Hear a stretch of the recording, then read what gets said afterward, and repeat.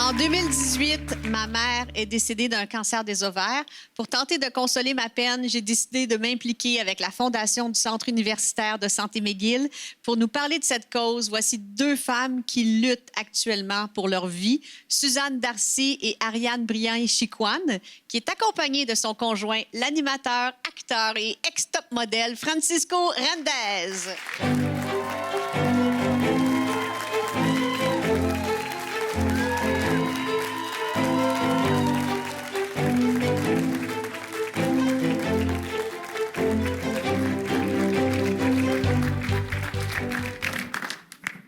Bonsoir à tous les trois. Bonsoir. Allô, Julie. Francisco, tu as été top modèle. Moi, je me remets toujours pas de tes photos de Jean-Paul Gaultier. Là, vraiment un top modèle international. Et tu es entrepreneur, tu es Oui. acteur et tu es surtout le conjoint d'Ariane. Surtout. C'est surtout Depuis combien de temps vous êtes en couple? 2 ans et 7 mois. Puis, On les compte. Ça, faut pas que tu le manques, hein, cette Ouais, date-là. c'est Faut ça, que tu le c'est- saches. quand et comment avez-vous appris qu'Ariane souffrait d'un cancer des ovaires? On l'a appris après 1 an de relation.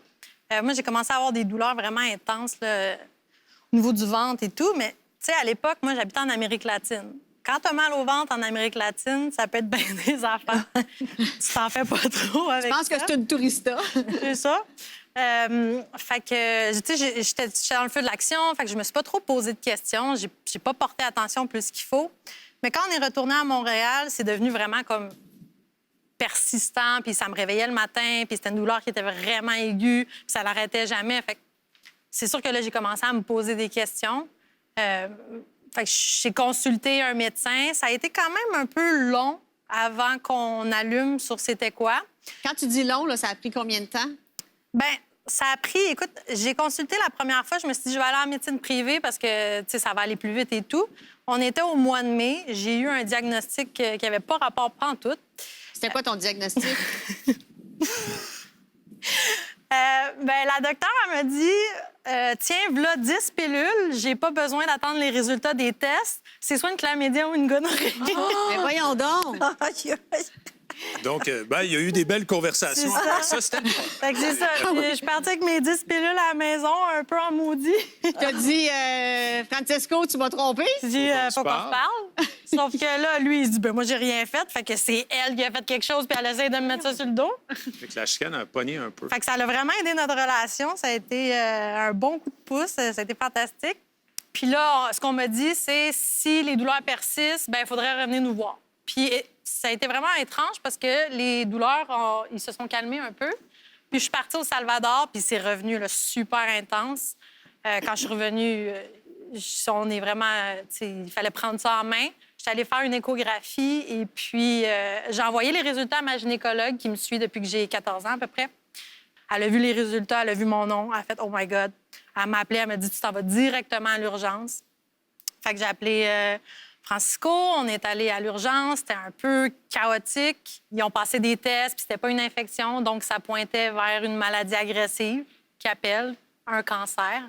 Puis c'est là que ça a déboulé, là, les rendez-vous, puis... Est-ce que c'est un cancer qui se guérit bien? Non, pas du tout. Non? C'est C'est comme quand le taux de, mettons, le pourcentage de... 30 seulement Ouais. des femmes qui sont diagnostiquées du cancer des ovaires survivent ou sont en rémission.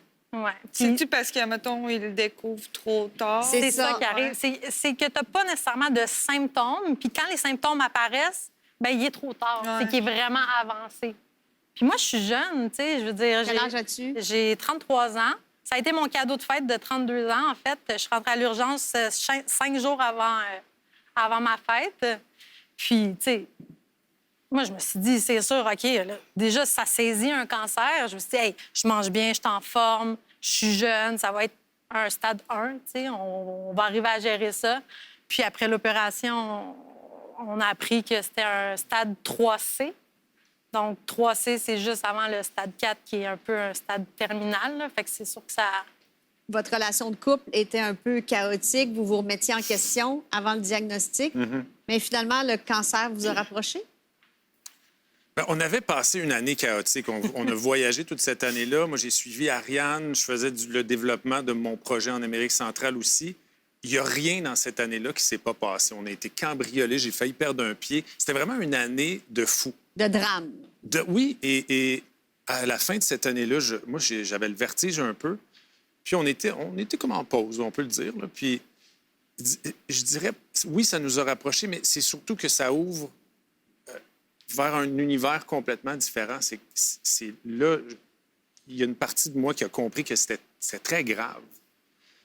Je sentais que c'était grave. Puis Ariane, c'est quelqu'un qui est très... t'es tough à la douleur. C'est une surfeuse, elle s'est ouvert.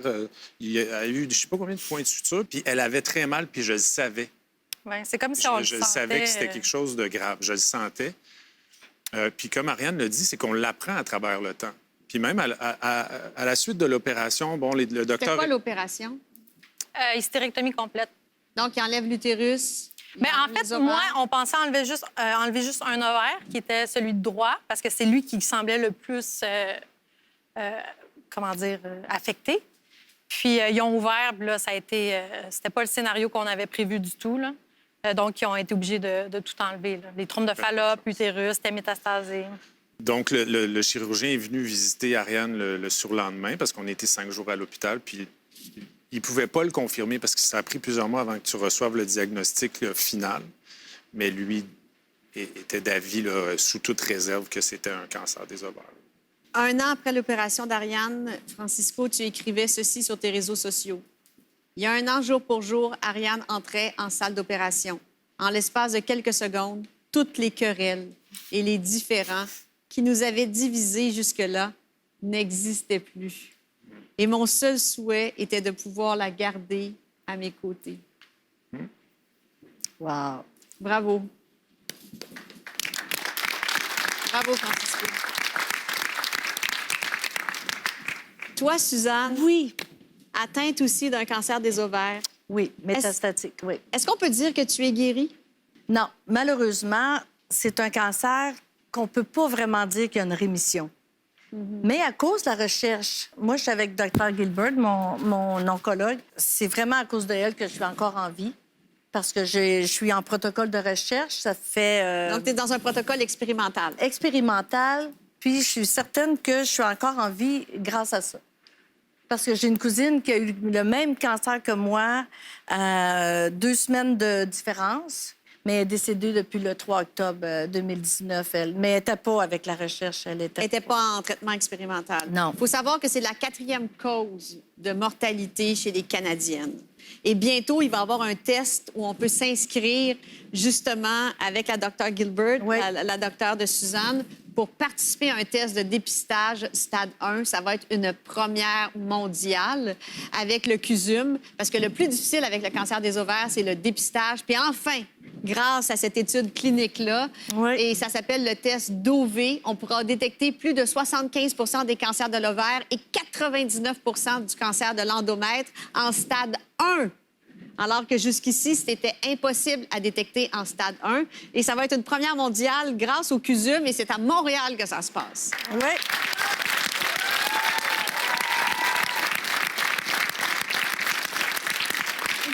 Et juste pour vous montrer comment ça touche toutes les femmes, moi, vous savez, j'ai un attachement particulier pour les îles de la Madeleine. Alors, j'aimerais envoyer toutes mes pensées au maire des îles, Jonathan Lapierre, et à sa fille Léa, 13 ans, qui a malheureusement perdu sa maman, Nancy, des suites d'un cancer des ovaires. Je t'envoie tout mon amour, Léa.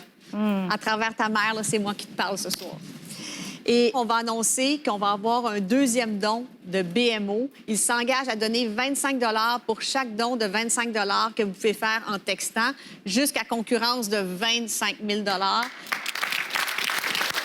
Il nous reste un demi-million à ramasser pour sauver la vie de peut-être Marilyn, peut-être Mme Marie-Ève, peut-être toi aussi, Laurie, ou peut-être vos mères, vos sœurs, vos Ben, grands-mères. c'est intéressant parce que je savais que ce cancer-là existait, mais j'en ai jamais vraiment entendu parler. Là. Ben, c'est pour ça qu'on est là, Laurie. On n'entendait pas assez parler de toi et pas assez du cancer des ovaires. Ariane et Suzanne, vous vivez toutes les deux avec une épée de Damoclès. Ariane, qu'est-ce qui te motive à continuer? C'est quoi ton étoile polaire, là? Bien, juste de survivre, on dirait que ça m'anime, là, mais tu sais, j'ai tellement de projets, puis il y a tellement de trucs que je veux vivre que je suis vraiment pas prête à abandonner, là, ça, c'est clair. Là. Puis, tu sais, je peux pas faire ça à ma famille non plus. là. Donc, tu vas te battre. Ouais. Puis j'espère que tu vas gagner. Oui, merci. Suzanne, toi, qu'est-ce qui te motive? Là? Tu te dis, il faut que je vive pour qui, pourquoi? Là? Ah, moi, c'est mon petit-fils, mon Tommy d'amour. C'est pour lui que tu restes. Ah oui, ah C'est oui. pour ah lui oui. que tu te Ouais, bats. moi, j'ai dit à mon oncologue, mon petit-fils, il y a 7 ans, puis vous êtes mieux d'être en forme pour me soigner parce que je vais être là jusqu'à ses 18 ans. Ça me Ouais. touche beaucoup, Suzanne, parce que ma mère, elle avait dit ça à mon fils aussi. Ah Ma oui? fille, qu'elle voulait... Excusez-moi. Qu'elle voulait être là pour leurs 18 ans. Alors, je te souhaite que... Il apportait le même prénom que moi. Oui, c'est ça. Je te souhaite que cette Suzanne-là réussisse. Je vais réussir. Je vais réussir, Julie. Tu me réinviteras. Tu vas voir, je vais être là encore. J'espère que je vais être encore ici quand Tommy va avoir 18 ans. Alors, Suzanne, tu viens de le dire, ma mère portait le même prénom que toi. Malheureusement, elle n'aurait pas pu voir... Excusez-moi, je suis super émotive. Je suis désolée. Vous autres, vous avez le cancer puis vous pleurez même Non, pas. mais on a pleuré en masse. On a bien pleuré. Moi, j'ai arrêté de pleurer quand la recherche... quand ils m'ont pris en main. Donc, elle n'a pas pu voir ma mère, elle n'a pas pu voir Thomas et Romy jusqu'à l'âge de 18 ans. Alors, je vous promets qu'après la pause, on va chanter au karaoké puis on va être de bonne humeur. Mais là, on se laisse sur des images de ma mère avec Joran qui chante Suzanne de Léonard Cohen. Merci beaucoup. Bonne chance. Suzanne.